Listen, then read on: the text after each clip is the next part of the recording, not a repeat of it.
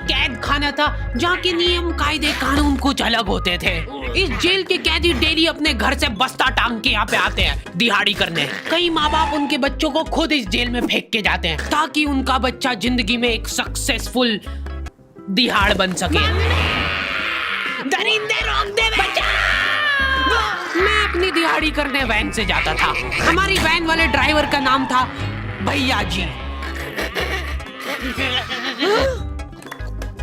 और उसकी वैन का नाम था मैजिक, जिसका हर दूसरे दिन टायर पंचर हो जाता था। बच्चे लोग स्कूल जाके पढ़ना सीखे ना सीखे टायर पंचर बनाना जरूर सीख जाते थे। लेकिन भैया जी से मेरा अलग अटैचमेंट था। उनसे मेरे को दिल से नफरत थी। ये आदमी सुबह 5 बजे आके मेरे घर के सामने हॉर्न बजाता था। अरे भैयू, ओए भैयू, जल्दी से तैयार हो जा बेटा, 5 मिनट में निकलना है फटाफट। 9 बजे का स्कूल है यार हमारा। लेकिन ये आदमी सुबह सबसे पहले आके मेरे को लेता था। उसके बाद हम 3-4 घंटे पूरे शहर भ्रमण पे निकलते थे। शहर के पूरे आखिरी कोने से बच्चे ले लेके आता था ये आदमी। जहाँ पे वैन जा भी नहीं सकती उधर कूदा कूदा के ले जाता था ये, और फिर टायर पंचर हो जाते थे। शाम पड़े वापस से हमको घर घर छोड़ के आता था ये। जिंदगी बर्बाद कर दी थी भैया जी ने मेरी। सबसे पहले लेते थे और सबसे आखिर में छोड़ते थे। लेकिन मैं फिर भी उसी वैन में जाता था क्योंकि चमेली भी हमारी वैन में ही आती थी। और बात यह है कि वो मेरे पास ही बैठती थी, मतलब मजबूरन। उसके पास और कोई ऑप्शन ही नहीं बचता था और मैं बचाता भी नहीं था। मैं घर पे जाते से जो 2-3 घंटे मेरे को सोने के लिए मिलते थे उसमें सोता नहीं था और मैं प्लानिंग करता था कि कैसे चमेली सिर्फ मेरे पास बैठे। चमेली सबसे आखिर में आती थी और मैं सबसे पहले सुनसान वैन में चढ़ के बस्ता अपने पास में रख के और फसर के सो जाता था।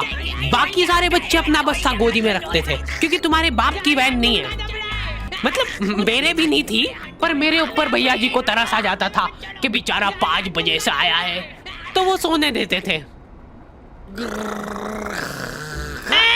अरे कैसे चला रहा है ये गाड़ी? रुक जा, गाड़ी चलाना नहीं आती क्या? देखो, आदमी इतना तभी चिढ़ता है जब उसकी जिंदगी में कोई लड़की ना हो। नहीं है ना? नहीं, मैं समझ सकता हूँ लड़की ना होने का दुख दर्द। मैं भी किसी जमाने में लड़कियों की तलाश में गली मोहल्ले भटकता था। फिर एक दिन मेरे पास से वो निकली। जैसे ही मैंने हैपन खोल के देखा उसकी आईडी मेरे फोन पे चमक रही थी। हैपन ये एक रियल लाइफ डेटिंग ऐप है। यहाँ पे तुमको वो लोग मिलेंगे जो तुम्हारे आस पड़ोस से निकले हो कभी ना कभी। 100 किलोमीटर दूर रहने वाले लोगों से बात करके फायदा ही क्या जब तुम मिल ही ना पाओ। और अगर तुम्हारी घिनौनी शक्ल देख के यहाँ पे तुमसे कोई प्यार मोहब्बत नहीं भी करता है तो तुम फ्रेंडशिप तो कर ही सकते हो फिर भी। So go and check it out happen. Link is in the description. लेकिन मैं सोता नहीं था। मैं आंख बंद करके चमेली के घर का इंतजार करता था। तो क्योंकि चमेली आखिरी में आती थी तो वैन पूरी पैक पुक हो रखी होती थी। बच्चे बाहर उबल रहे होते थे और मैं अपना बस्ता पास में रख के एक्टिंग देखो एक्टिंग। और जैसे ही वो आती थी, हड़बड़ाना नहीं, ऐसे टाइम पे हड़बड़ाते नहीं है कि फटाफट बैग उठाया और आओ इधर बैठो जल्दी। मत करना ये हरकत, भाग जाएगी वो। ठरक नहीं झलकना चाहिए जरा सिक भी, एकदम सटल रखना है। क्या हुआ? और कहीं जगह नहीं है क्या? तेरे मुंह में मूत दूंगा मैं। अच्छा ठीक है, इधर ही बैठ जाओ। देख रहे हो एक्टिंग देखो तुम लौंडे की। ना जाने कौन सी नशीली खट्टी मीठी खुशबू लगा के आती थी चमेली। आज तक उसकी खुशबू है मेरी नाक में। मैं वो खुशबू का पूरा मजा ले ही रहा होता हूँ, इतने में एकदम भभका बास आती है निकाह से। जैसे ही मैं बाहर झांकता हूँ मरा हुआ कुत्ता पड़ा है वहाँ पे। एक काली कार सूख करके निकली और मेरे बच्चे को मार दिया। कैसे करके निकली? शूक। ऐसे नहीं निकली थी, मैं यहीं पे खड़ा था। वो कार आई थी और जैसे ही वो बच्चा नीचे आया तब वो खड़ा, वो बच्चा चिल्लाया और फिर कार करके भाग गई। उधर कुछ बच्चे ऑटो रिक्शा से भी आते थे स्कूल। ऐसा लगता था कि पूरे स्कूल के बच्चे इस एक ऑटो रिक्शा में ठूस ठूस के ले जाता है वो। ये ऑटो वाले और भैया जी दोस्त थे और अब ये बीच सड़क पे रेसिंग लगवा रहे हैं। इनकी गाड़ियां उबला रही है बच्चों से, पर फिर भी नहीं मान रहे ये लोग। नहीं जीतूंगा। स्कूल जाके वो पीछे मुलट के देख रहा है तो एक बच्चा नहीं बचा उसके ऑटो रिक्शा में। हमारे भैया जी बेचारे पीछे से उनके गिरे हुए बच्चों को उठा उठा के ला रहे थे। ये सब हरकतें करके हम लोग जैसे तैसे कैद खाना पहुंच जाते हैं। सुबह 5 बजे से निकलने के बावजूद हम लोग लेट पहुंच रहे हैं। वहाँ पे पहुंच के हमने देखा कि 4 लौंडे मरे हुए पड़े हैं। जिनको डॉन ने मारा है। डॉन हमारे स्कूल की इंचार्ज थी।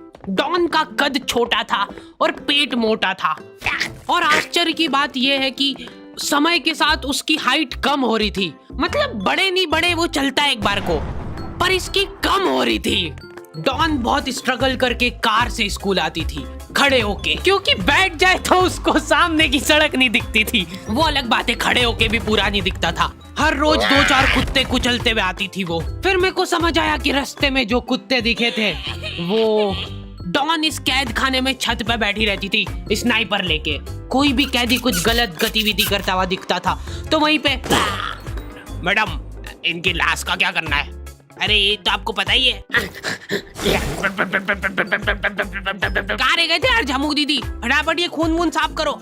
झमू दीदी बुलेट से स्कूल आते थे और ये अफवाह फैली हुई थी पूरे स्कूल में कि उनके घर पे मर्सिडीज भी है, लेकिन झमू दीदी हम्बल रहना पसंद करते हैं। ऐसा कहा जाता था कि ये स्कूल ऑन पेपर झमू दीदी के नाम पे ही है, पर वो हम्बल रहने के लिए यहाँ पे झाड़ू पोछा लगाती है। वैसे मैडम इन्होंने करा क्या था? गैर कानूनी पेन फाइट का सट्टा खेलते थे ये लोग क्लास में। उससे मेरे को प्रॉब्लम नहीं है, मेरे को क्यों नहीं? हाँ, हमारी क्लास में पेन फाइट का सट्टा चलता था। हमारे इधर जो लौंडा पेन फाइट में जीतता था, सामने वाले का पेन उसका हो जाता था। कुछ बच्चे अपना सब कुछ दांव पे लगा देते थे और कर्जे में डूब जाते थे। फिर भी वो लोग हार नहीं मानते थे और अपने दोस्त से पेन उधार लेके खेलते थे और वापस हार जाते थे। तो अब क्लास में कुछ बच्चों के पास पोटला भर के पेन पड़ा है और कुछ बच्चों के पास पेन ही नहीं है।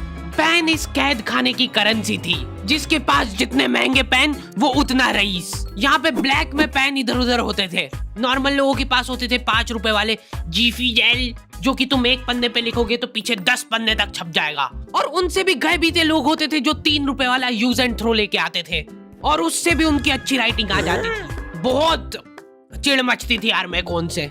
और कुछ चुनिंदा रईस लोग होते थे जिनके पास होता था ट्राईमैक्स। हर बच्चे का सपना होता था कि उसके पास एक ट्राईमैक्स हो, साथ में आसपास 2-4 लड़कियां हो। मेरे को प्लीज मेरे को यहाँ पे ऑटोग्राफ दे दो। ये लो ट्राईमैक्स किंग के, ये ट्राईमैक्स क्या बात कर रही है? सही में एकदम रईस लोग ही अफोर्ड कर पाते थे ट्राईमैक्स। वो बाबड़े भी एक एक अक्षर लिख के रिफिल खोल के देखते थे। खाली हो रही है तो एक बार एक रईस बच्चे का ट्राईमैक्स चोरी हो गया। पूरे स्कूल में हाहू मच गई थी। वो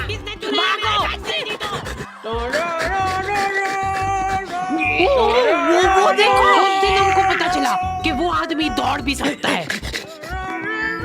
हमारे स्कूल में कुछ भी कांड हो रहा है, ये आदमी सबसे पहले दौड़ के आएगा, पूरा बैग खोल चोर, और बच्चों के बैग चेक करेगा। स्कूल वालों को भी इसकी सैलरी देते वक्त सबसे ज्यादा आखरती है। सैलरी किस चीज की? इस आदमी की शक्ल देख के ऐसा लगता था कि ये स्पोर्ट्स की आड़ में वैन वालों के साथ मिलके बच्चों की स्मगलिंग करता है।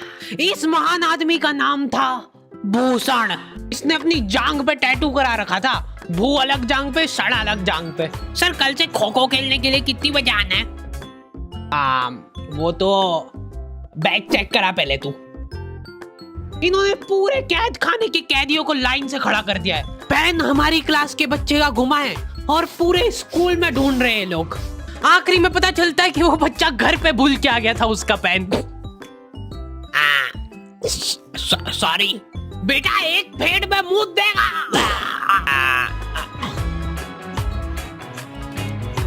ऐसे तो नमूने बच्चे थे हमारे स्कूल में, और टीचर लोग उनसे भी गए बीते थे। हमारे स्कूल में टीचरों को उनके नाम से कोई जानता ही नहीं है। बच्चों ने उनकी हरकतों के अनुसार टीचरों के नाम रखे हुए। हमारे इंग्लिश वाले टीचर का नाम था छोटा भीम। इससे चिड़चिड़ा आदमी मैंने आज तक नहीं देखा। छोटा भीम की हॉबी थी लड़कों को कूटना।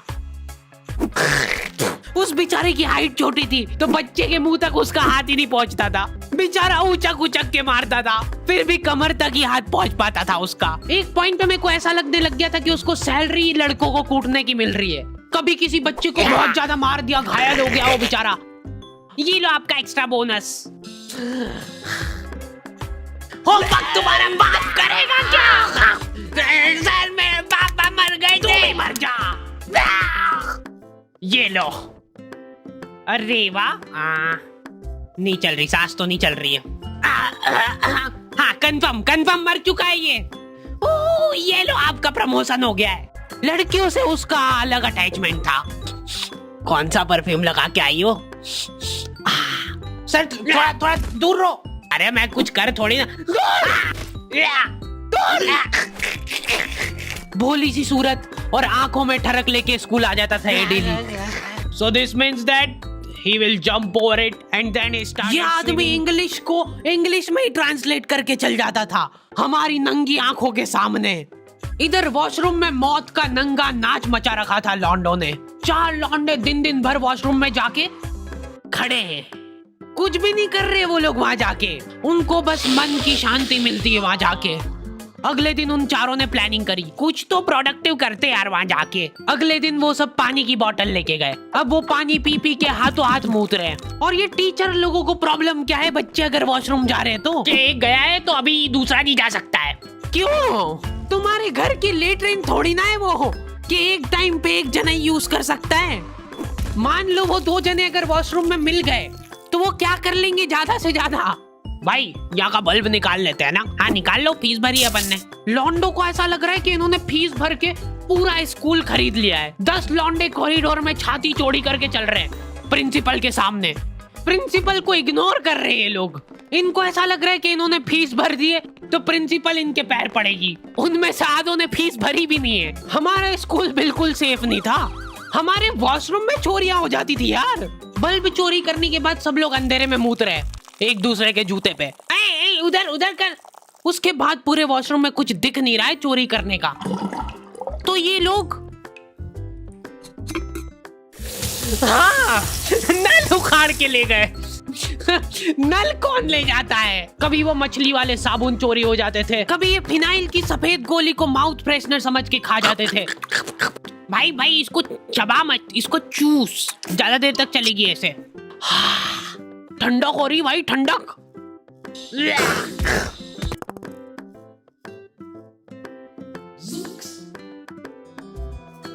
ओके तो दी एंड हो चुका है। होपफुली तुम लोगों को ये वीडियो पसंद आई होगी। अब कोई भी रोएगा नहीं। किधर गया? वो मर चुका है। लो भाई तुमको जो चाहिए था ले आया हूँ मैं। अपने दोस्तों को ब्लैकमेल करो उनकी गंदी फोटोज दिखा के कि उनको ये वीडियो मजबूरन देखना पड़े। बाकी अगर तुमको इसका सेकंड पार्ट चाहिए तो 2.5 लाख लाइक्स कर दो फटाफट। और हैपन चेकआउट करना बिल्कुल मत भूलना, लिंक मैंने डिस्क्रिप्शन में डाल दी है। मिलते हैं नेक्स्ट वीडियो में।